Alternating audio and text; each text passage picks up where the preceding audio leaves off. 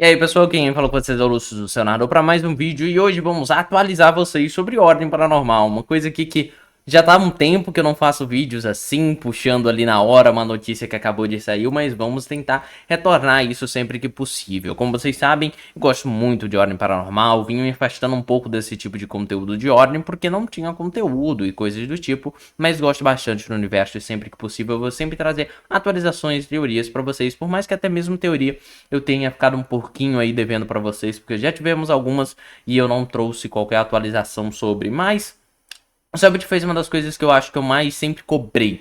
Eu acho que pra quem me segue sempre ouviu falando, gente, o Selbit que criou essa visão de que a gente tem que ficar fazendo todo esse hype, investigando cada micro detalhe, porque o Selbit não conta as coisas, o Selbit não fala as coisas, ele prefere ficar nas escondidinhas, nas brincadeirinhas. Eu entendo que tem um hype durante isso, e ele mesmo fala isso aqui durante o seu grande depoimento, tá? Um depoimento bem grande que vai falar de tudo, da nova temporada, um pouquinho do que foi esse Boicota Jambô, por mais que ele não fale exatamente o nome do Boicota Jambô nem nada do tipo. Ele fala um pouquinho sobre as HQs, ele fala de tudo aqui nessa matéria que eu vou deixar na descrição para vocês e vou passar por cima aqui a sua explicação. E ele mesmo demonstra que agora o projeto é tão grande, cara, que ele não precisa mais ficar fazendo esses joguinhos. Ele vai mesmo chegar e vamos conversar sobre. E foi o que ele fez aqui, cara. Achei muito legal.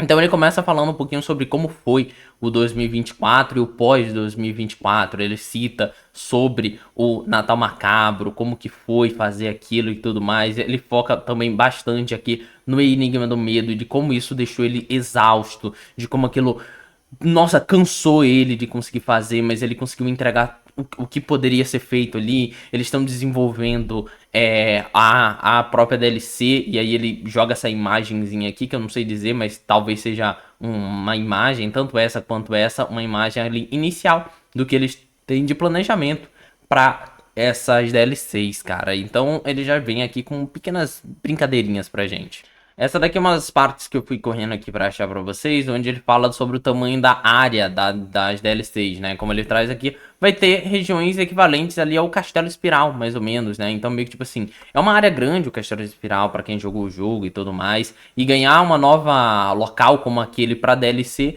é algo interessante. Então não achem que vai adicionar horas e horas de conteúdo, não. Ela parece ser realmente... Vamos ter mais uma fase? Como que seria ter uma nova fase baseada em uma das temporadas, né? Inspirada em uma das temporadas, sempre que lembrar isso. Não, ele não vai contar a temporada inteira num jogo, não tem como, tá, gente? Ele vai contar algo com a mesma temática. Então, se ele for falar de desconjuração, possivelmente vai ser uma temática próxima ali envolvendo... os scriptas, algum pacto por trás, alguma coisa do tipo, mas não vai ser a história da desconjuração nem nada do tipo.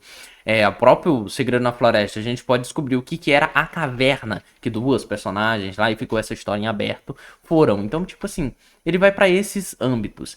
E aí ele fala um pouquinho sobre a spin-off de Sangue. Ele fala que eles estão desenvolvendo um software para poder utilizar os modelos 3D, os cenários e tudo mais, por causa que assim eles vão evitar alguns dos bugzinhos do Tabletop Simulator que eles acabavam tendo, e por isso que isso também é uma coisa que tá atrasando bastante, né, porque eles estão todo formando esse negócio, mas é aquela coisa que ele sempre fala, a espera vai ser válida, isso é para que eles consigam ter um desempenho melhor. E cara, vendo isso, eu fico, cara, era tudo que eu queria. Era uma explicação do porquê que tá demorando, uma explicação de tipo, gente, a gente não só esqueceu, ou gente, a gente não só tá mandando pra frente porque tá com medo de como que vai ser. Não, é tipo assim, pô, eu tô pulindo, a gente tá indo pra um lance de qualidade e coisas do tipo. E é o que ele fala aqui, ó, gente, é esperado, ó, vamos lá. O planejamento é que a temporada deve começar e terminar ainda esse ano.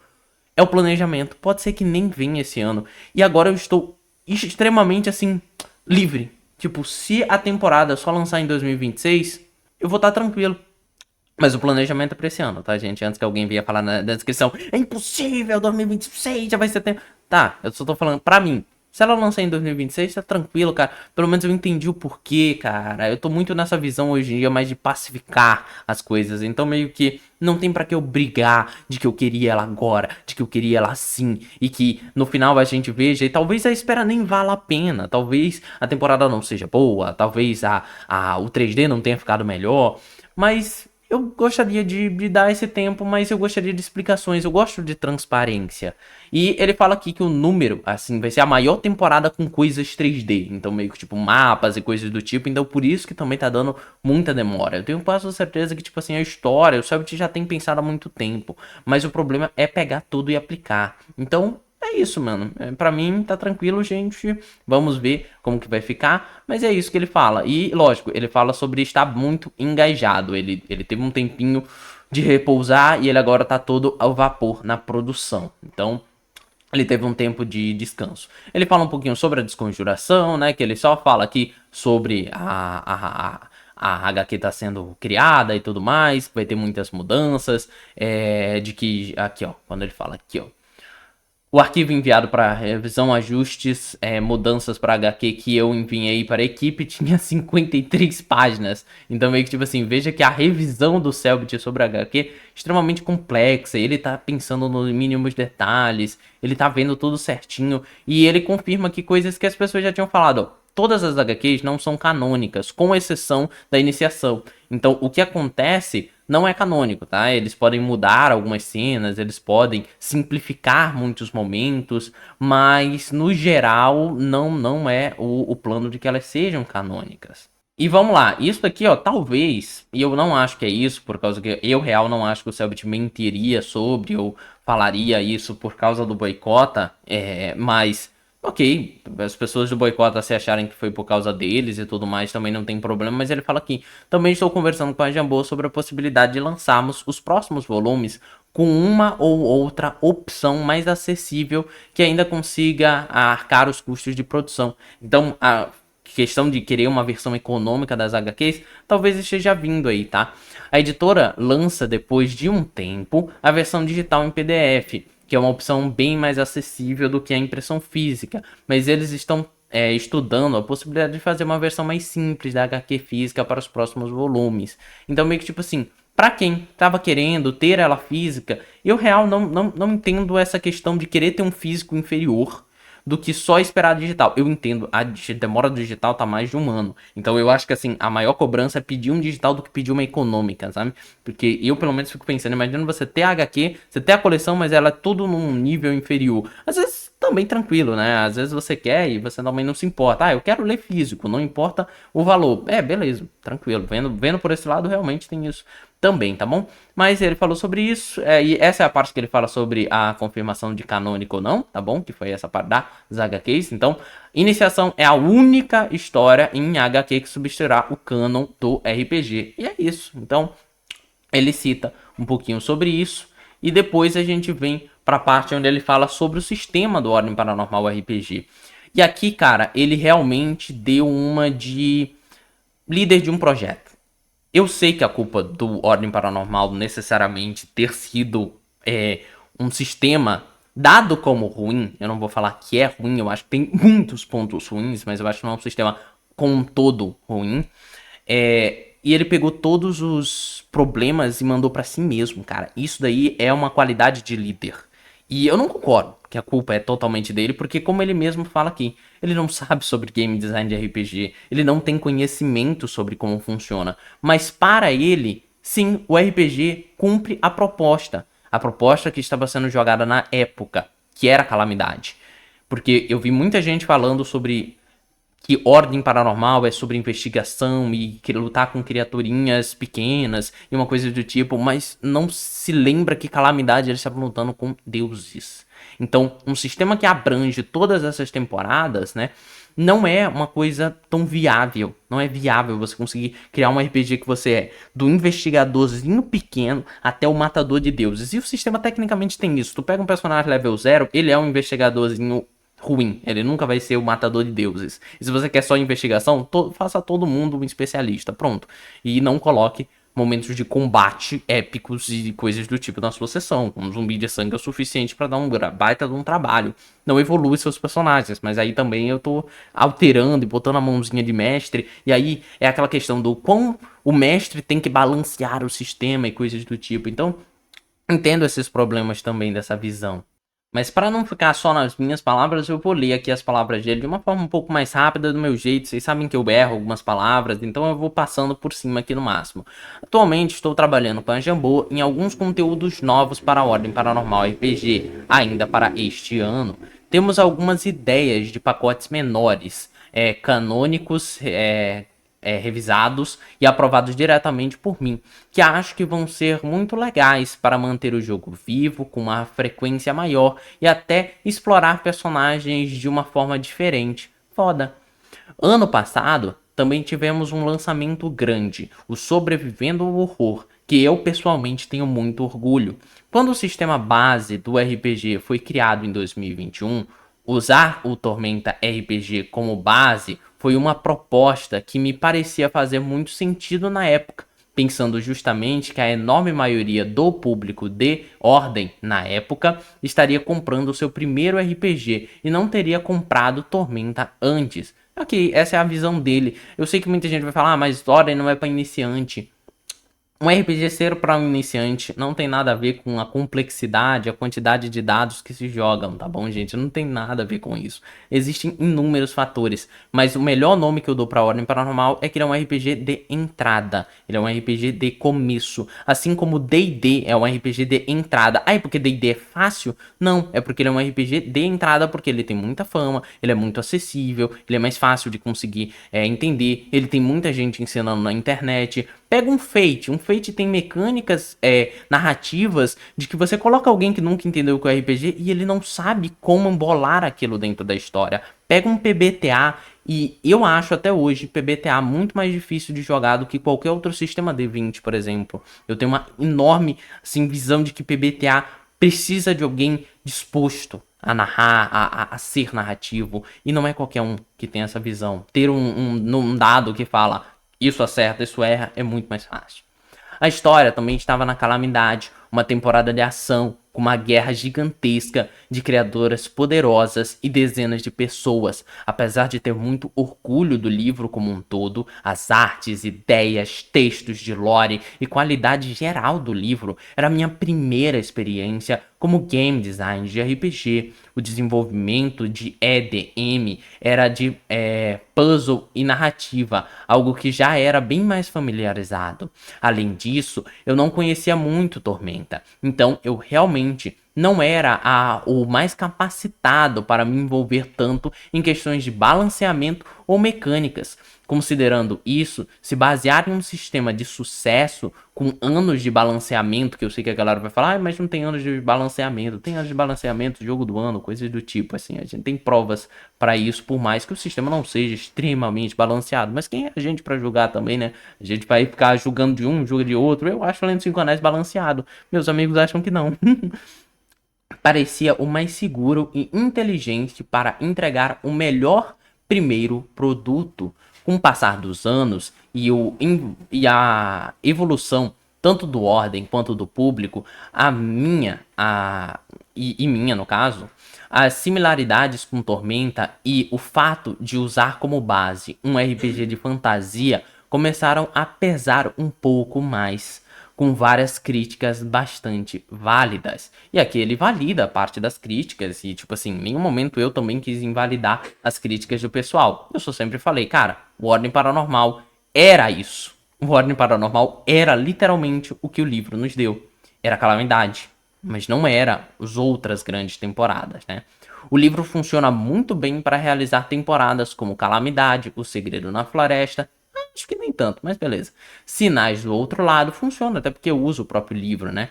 Que apesar de terem investigação, o Ordem nunca teve uma boa mecânica de investigação. Isso eu falo pra vocês desde que eu usava a primeira temporada. Investigação de Ordem sempre foi o Sabit falando, gira um teste e você não pode repetir o mesmo teste. Ai, sistema de investigação. O Ordem nunca foi sistema de investigação e muito longe de ser, viu? Muito longe de ser. Não só por causa desse sistema, eu tô falando todas as temporadas que usaram outros dois sistemas, nunca passou nem perto disso. Precisa de uma complexidade de game design que eu acho que ninguém tá pronto pra ter ainda, tá?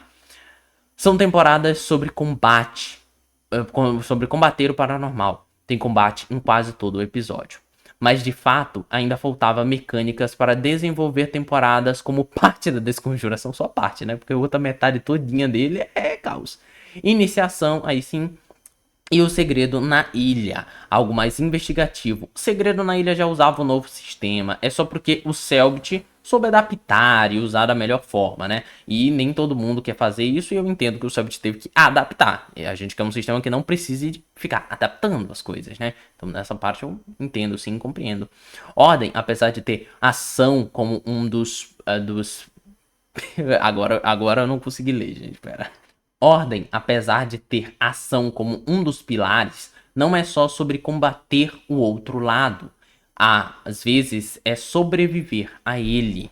Então, foi então que decidi produzir Sobrevivendo ao Horror. E aqui eu acho que é um banho de água gelada em quem quer um novo sistema. O que o Selbit fala aqui é literalmente tipo, gente, a gente não vai fazer um novo sistema do Ordem. Porque sobreviver no horror, de certa forma, é o pedido de desculpa que as pessoas estão pedindo hoje. É o pedido de tipo, o Ordem tem coisas horríveis e coisas do tipo. O segredo, o Sobreviver no Horror foi essa desculpa, tá? Então, quem não gostou do Sobreviver no Horror, não acha que ele trouxe tudo isso para quem... E também tem aquela questão, que isso eu concordo. Pô, é comprar outro livro. Pra ter a experiência que eu queria... e aí vem nessa questão se ela foi prometida ou não. Eu não estava na época para ver isso, de que o que eles prometeram. Eu acho que a proposta sempre foi fazer o Calamidade. E foi o que aconteceu. Calamidade e Desconjuração. Por mais que o Selbit tenha colocado Desconjuração como investigação. Dessa vez eu já estava mais experiente e decidi me envolver pouco mais nas decisões de design e balanceamento. A Jambô também fez um ótimo trabalho de compilação de todos os elementos que mais faltavam e trouxe ideias muito boas para fazer o sistema realmente sentir como uma experiência de Ordem Paranormal muito mais original e única. Sinto que acertamos bastante nesta e quero continuar acertando. Então é isso, eles estão em um novo desenvolvimento de produtos, como ele fala aqui, pacotes menores, coisas mais simples. E bom, fica a critério de vocês. Eu acho que isso aqui foi uma resposta dele ao boicote, tá? Eu acho que ele quis muito responder o boicote aqui, de uma forma leve, fácil. Não conseguiram o apoio, talvez, que queria, por causa que o Selbit aqui realmente falou, ó, sobrevivendo ao horror foi essa mudança. E é o que eu sempre falei pra vocês. Não que o Selbit seja uma entidade de respeito na parte de game design de RPG, né, de mesa, né? Não que ele tenha sido, tipo, o Selbit aprovou, logo o sistema está bom. Não, mas a questão é que, tipo assim, na visão do autor, aquilo era o que ele queria. Então a gente virar pro autor e falar assim, autor, você estava errado. Ele vai falar, tá, mas, tipo assim, quem decidia era eu, tipo, o poder tava nas minhas mãos de decidir ir ou não, de fazer algo novo. E eu achei, como ele demonstrou aqui, ele achou que era o que ele precisava, o que ele queria. E quando ele descobriu que não era, ele fez o Sobrevivendo ao Horror. Então, real, eu ainda acho que é a mesma coisa que eu discuti com vocês.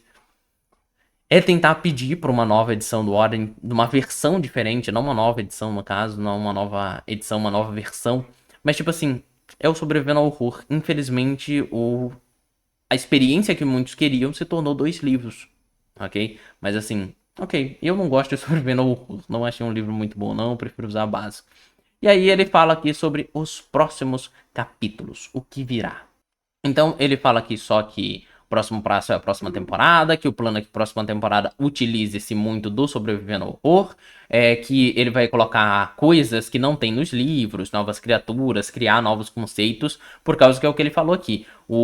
A temporada não é para ser uma demonstração do livro, é para ser uma expansão, uma continuação, o que vem depois. Então o meu plano dele não é que ele fique só usando as coisas do livro, mas que ele pense em novas formas de usar como sempre foi. Então quando ele usou Cthulhu, ele adaptou o Cthulhu para a mesa dele, assim como ele vai continuar adaptando o RPG dele também para as próprias mesas e para o que ele pensar que ele deve fazer. Então ele não é que ele se desculpa aqui, né? Ele fala assim que não tem como, não existe como desfazer os erros da inexperiência dele lá no começo, mas que tá cada vez saindo coisas melhores e que ele tá muito feliz com o que tá acontecendo.